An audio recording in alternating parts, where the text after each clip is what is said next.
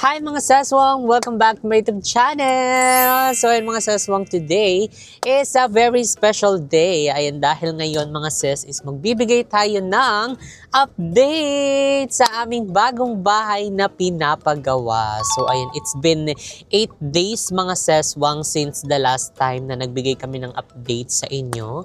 So titignan natin sa loob ng 8 days medyo marami ba tayong makikitang mga update at pagbabago sa ating pinapagawang bahay. So ayun mga saswang, hindi natin araw-arawin kasi wala tayong makikitang mga update. So gawin natin 8 days. So ayan mga saswang, so excited dahil nandito na rin naman kami sa area. Anyway mga saswang, iniimbita namin kayo sa grand opening ng Cafe Moo Metro Plaza Vicas Camarines branch natin. So kaya kita-kits tayo mga saswang this coming June 2026. So wala pa tayong specific date pero stay tuned lang dahil ipopost naman natin yan kung kailan tayo mag-grand opening talaga. Kasi ngayon is talagang puspusan na din ang kanilang pagre-renovate doon. And excited na rin tayong mag-tour-tour, ganyan. And syempre, sobrang dami ding mga nagme-message sa amin and nagulat dahil andun na daw sa lugar nila ang Cafe Moo. So excited na rin namin kayong makita at ma-meet mga ses. So anyway, andito na tayo sa ating bahay. So tayo na at magbigay ng update. So ayan mga seswang, finally andito na tayo sa ating bahay. So ayan mga seswang, at titignan natin sa loob ng 8 days kung may mga pagbabago ba. So kayo na lang mga seswang ang mag-backrate. So i-backrate nyo itong ating last update dito sa ating pinapagawang bahay. And tignan nyo kung may natapos ba o may nagawa, may pagbabago. So sabay-sabay tayong mag-update dahil hindi rin namin alam kung anong update na dito sa ating bahay. And ngayon mga seswang is May 7. So kaya naman, tara na at good luck sa ating mga makikita. So mag-start na tayo dito mga seswang sa labas. Kung mapapansin nyo, ayan, dito na tayo sa labas para kitang-kita nyo yung buong bahay. So, ayan, may mga nakalagay ng mga eaves. So, yung eaves mga seswang, diba ito yung bibong, nandito sa ilalim, yung parang takip-takip na nila. And, ayan, parang may mga ibang side din na walang eaves. So, parang nung nakaraan din ganyan. So, titignan natin mga seswang kung ano pang eksena. Ang laki ng bahay mga ses, oh. Tignan nyo, kailan ba nila matatapos yung eaves na yan? So, dito din, oh, may mga kulang din na eaves. So, siguro, naayos pa lang nila yung mga downspout na kailangan ilagay. Kasi, parang nakaano din yan sa sa tuluan ng ng ulan. Ayan, oh, di ba? So, may mga wire na din sa labas at may mga tubo. So, ito, disclaimer, hindi pa yan tapos ha. Siguro naman, nila yan, i-cover nila yung mga tubo na yan. Kasi syempre, pangit din kapag, ayan o, kitang-kita mo yung orange. Eyesore siya mga ses. So anyway, ayan dito naman sa parking. Ayan yung parking natin. Wala pang update dito sa parking natin kasi dito pa lang nila nilagay ang ibang mga materyales na gagamitin nila. So ayan mga seswang, kaya ba ito ng June? Or aasa na naman tayo? Kasi sabi ng contractor namin, ang daw nito is June, yung turnover nila. So, sabay-sabay tayong ipag-pray na sana matapos siya ng June. Kasi, hindi pa tapos yung gagawin dito sa bahay. Kasi papasok pa yung aming interior designer. So, syempre, ayan, kakain din ng ilang months yung interior na gagawin dito sa bahay. So, mag-i-start na tayo dito siguro sa loob. Ayan, ang loob dahil, wow, mga seswang, ang ganda.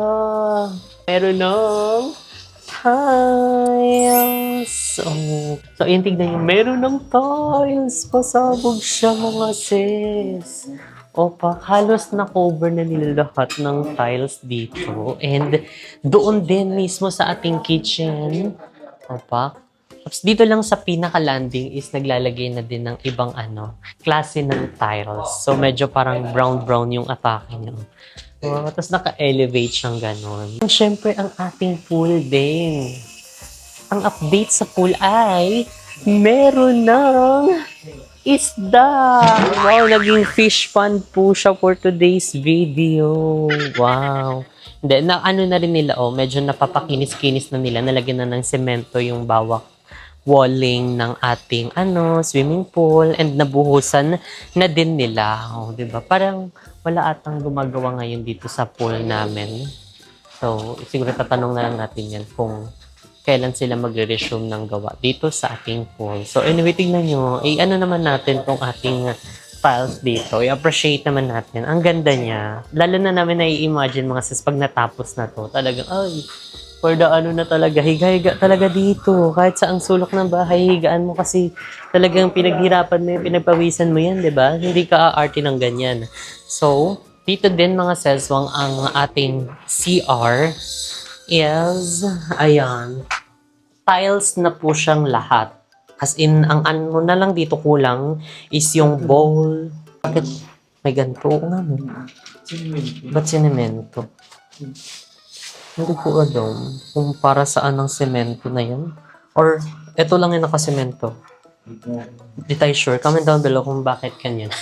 Kung bakit may semento yung daanan ng tubig. And yung kisame natin dito is meron nakaabang ng mga electrical wirings. Ayan, para sa ilaw-ilaw. And syempre, ang abang sa ating exhaust. At ang tiles, parang ang ganda din ito maging flooring, no? Ang ganda din. Opo, pasabog na siya. Okay, kapak, check. Walang kapak. Wala. Ay, solid ang mga wall dito sa isang CR sa ground floor natin. And syempre, dito din is parang magi-start na din sila maglagay. Kaso parang iabangan pa lang nila ng mga dito, saksakan. Para syempre hindi na sila mag-sell-sell kapag natapos na nila, 'di ba? And ayun, ang ganda na dito. Details na po siya. And dito pala mga seswang, ito yung sinasabi namin na hindi na na-push through yung pinaka-final design. So, ito yan siya.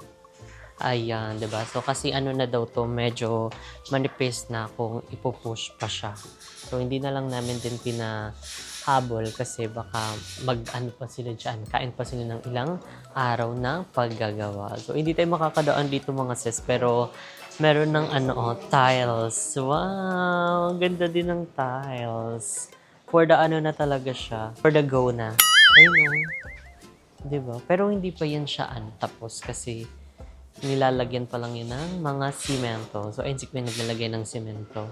So, siguro pumunta na tayo doon sa kabilang side ng bahay. So, dito na lang tayo daan. Yan. Yung mga walang tiles pa daan. There you go! Ayan, dito din is naka-tiles na. Ayan, kung mapapansin nyo, diba? For the same lang to ng tiles doon sa unang pinuntahan natin. Ito yung kitchen natin. Yan, nag-i-start na din ditong coveran, yung mga space na wala pang tiles. Ayan. So, pag may mga harang, ibig sabihin, bawal pang tapakan. So, bago pa lang nilang lagay yan ng tiles. So, bawal pa tayo dyan pumunta. Nang push na lang, pag nalagyan na ng tiles itong buong ground floor, no? Pwede ka na magulong-gulong. Siguro dun tayo sa likod, mga seswang dadaan kasi inumpisan pati kuyang lagyan ng dyan, tiles. Ayan, dito na tayo dadaan sa parking area. O, di ba? Malawak ang ating parking area. Pwede siya maging party area. Kabog. At ang mga ibang materials, ayan, dito. So, ingat lang tayo ba tayo ay ma-ground. So, dito din is naka-tiles na din siya. Ayan, same lang din ang tiles doon kanina, yung gray. And ito is medyo napapakinis na din nila. Nalagyan na ng skim coat. And for the final, na lang yun siya. For the final touch. And, ayan, dito din pala yung ating gagawing pantry.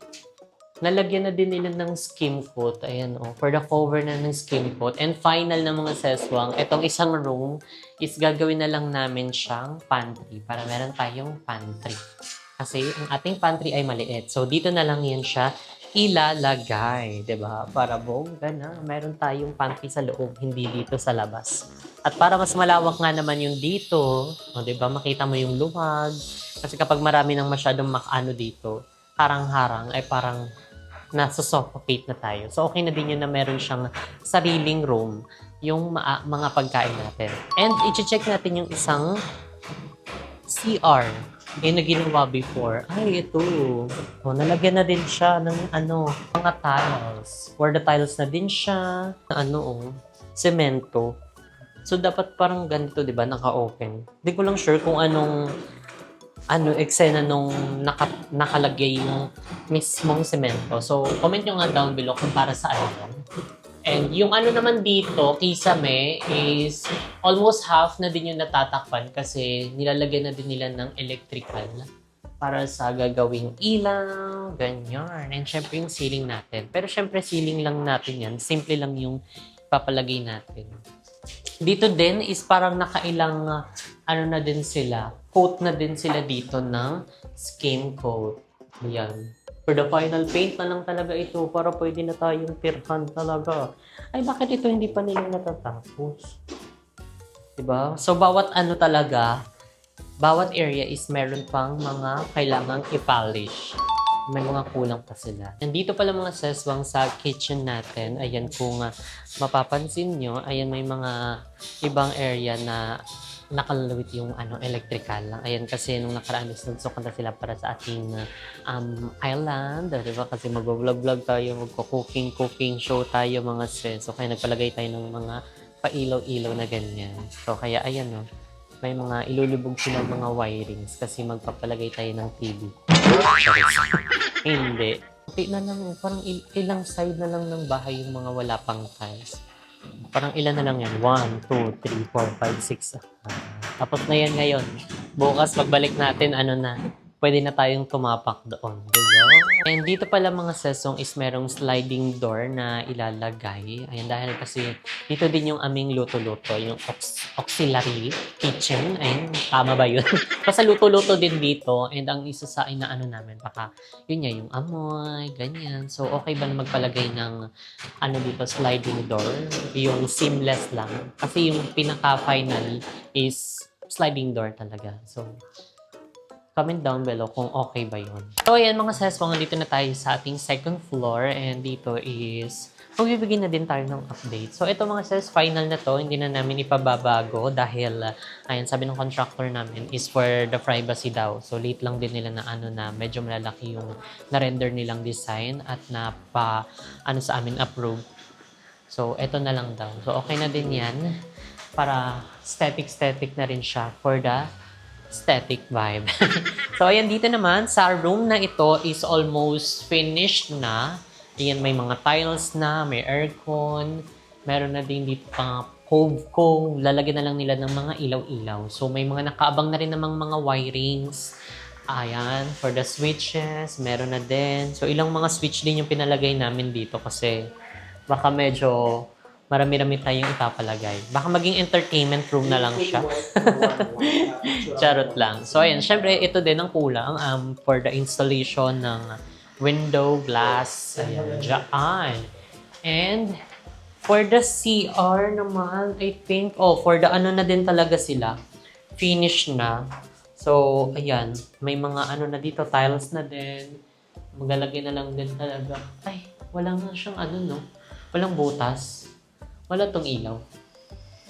Or bubutasan na lang nila. Hindi ko alam kung bubutasan nila. Bahala sila dyan. So, ayan, mayroon lagayan dito ng inodoro. Ayan, yung mga pipe na nakalawit.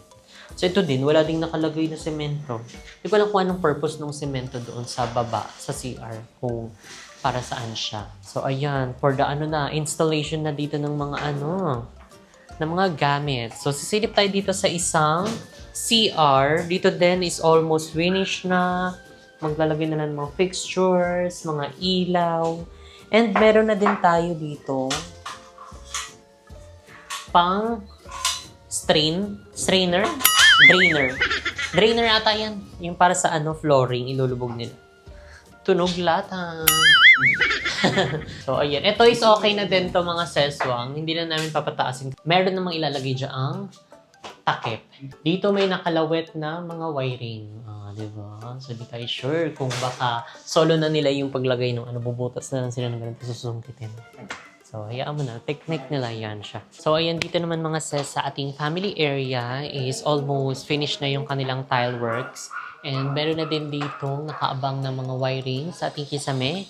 And dito naman sa space na to is magpapalagay kami ng coffee nook. Ayan, di ba? Para kahit pa paano is pwede tayong mag-ano-ano, kape-kape dyan, ng mga bisita. O, di ba? Para hindi din natin mawala ang coffee mo dito sa ating bahay. Tapos dito naman sa tabi niya is yung JK Samgyupsal. Pwede din tayo mag-ano dito Samgyup. Charot lang. Hindi. For the ano lang, coffee nook para kapag may mga gustong magkape, ay may bisita tayo mga palakape, pwede sila ditong kumuha ng kape. Ang ating mga family, ayan. Pero tayo kasi, wawal muna tayo magkape. And ayan dito mga sense, ayan, tanaw na natin yung baba. Kung noon ang natatanaw natin sa baba ay ang semento, ngayon mga tiles na. So ayan, ang ganda na niya tignan. O, di ba? Mas feel na feel mo na yung magtanong dito. Anong ulam? Ayan. And excited din kami na ma-installan dito for the ganyan-ganyan, di ba? Diba? So, titignan natin kung ano yung ilalagay nila dito at kung anong itsura. O, di ba? Ayan, dito din yung walkway natin. Meron na ding tiles. And ito din, napa-skim coat na. And syempre, dito tayong maglalagay ng altar. Ayan. So, maglalagay lang tayo ng console table para patungan dito sa ating altar kasi ito yung pinakalandingan ng ating hagdanan. So, syempre, pag akit mo dito, pray ka muna. Ayan, kasi all of this blessing is from the Lord. From the Lord. From Papa Jesus. And, ayan, dito sa taas mga seswang, kung mapapansin nyo, ayan nilalagyan na rin nila ng kahoy. So anyway, ayan, parang pandagdag din siya ng design dito sa ating bahay. So actually, yan na din yung ginagawa nila. So bumaba lang sila kasi anong oras na din. Siguro mag-ano na sila, magla-lunch break. So tara, proceed naman tayo dito sa ating room. And dito sa ating room, ayan, almost na din, tiles na. Mayroon na din silang mga nakalawit na wirings for natin, ilaw-ilaw. Diba? Installation na lang din ng iba't ibang mga kagamitan dito, yung mga glass. So, dito naman silip tayo sa ating CR. Ang ating CR, ay wow! Pak, nalagyan na siya ng tiles. Diba? So, ganito yung atake ng namin, ng isang CR namin dito. Mga sis, is tiles yung kanyang buong wallings. Tapos ito, kung mapapansin nyo, gaya na nga ng sinabi ko nung nakaraang vlog natin, hindi na siya pinatiles dahil dito ilalagay ang ating walk-in closet. So, dyan yan siya naka-install, kaya wala nang mga tiles na ilalagay dyan. Kasi kung maglagay pa, baka umabante yung ating cabinet na ilalagay dyan. Pero dito naman sa CR natin, tignan mo, tiles na talaga siya. So, may mga area lang na wala pang tiles. And dito nalagyan na. Parang itong CR is talagang malapit na din siyang matapos. At meron lang din siyang kakaibang eksena yung kisame. Kung mapapansin nyo, merong brown-brown na ini-install dito. Fluted panel ata yan. So, diba? Para may kakaibang atake. And dito din, meron din nakalagay na fluted panel. Is that true? Ay, may nakalawit ng electrical. So, natapos na din nila talagang i-install. And ito, ang ganda. Ang ganda ng mga tiles na ilalagay talaga. Pasabog. So, what more pa kapag na fully cover na yan lahat ng tiles. Ay, day. Bawat sulok talaga pwede nating tulugan. Ganun yung atake. Kumbaga, ROI natin. Susulitin natin mga sis. Kasi syempre, magkano din itong natin dito. Ginastos natin. So anyway, yung aming headboard pala is andito. So, ayun. Saan ba talaga namin siya ilalagay? Kasi sabi namin dito na namin siya ilalagay. So, explain ko lang mga seswang para mas ma-visualize nyo. Andito yung pinaka-final na design nung aming higaan. So, ayun, dito yung headboard. Tapos, ang paa namin ay nakatutok dito sa aming main door.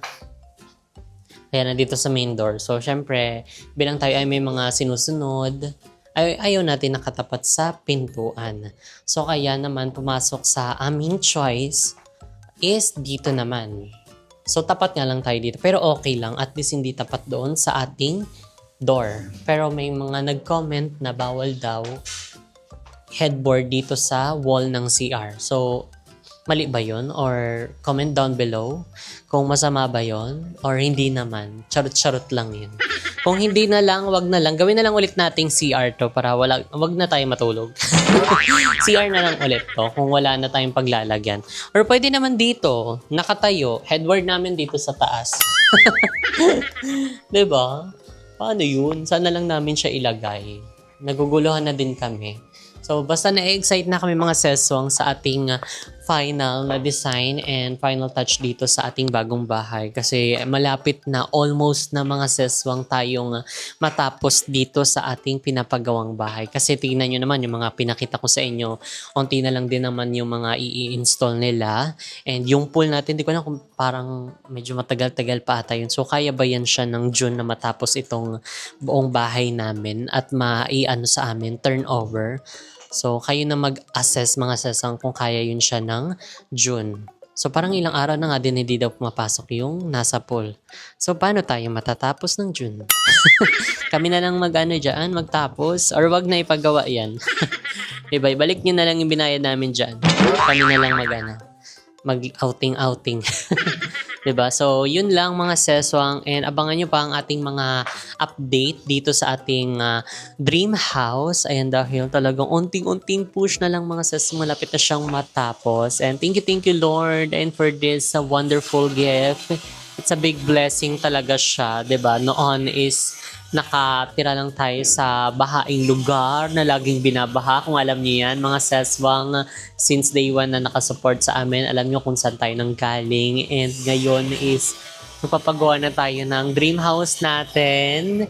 So thank you Lord. Ayan, as in walang imposible. Basta samahan mo ng sipag at tiyaga. Basta lang din meron kang takot sa Diyos and respeto sa magulang. And ayun, talagang sigad na ang magbibigay sa'yo ng mga winish mo, diba? So, ayun. Thank you so much din mga sis sa walang sawang pagmamahal at pagsuporta. Always sa panonood sa aming videos and sa pagtingkilik ng aming mga business, JK Samgipsal and Cafe Mo. So, again, magkita-kits tayo sa soft opening ng Cafe Mo, Vicas Camarin, Caloocan City. So, ayan mga sis ha, stay tuned tayo sa ating final update and please follow our Facebook page, Cafe Mo, Vicas Camarin, Caloocan Branch. So, kita-kits tayo dyan mga sis. And dito na nga natin i-end ang ating video. And if you like this video, don't forget to like and share and comment down below kung ano pang gusto nyo maging next video natin.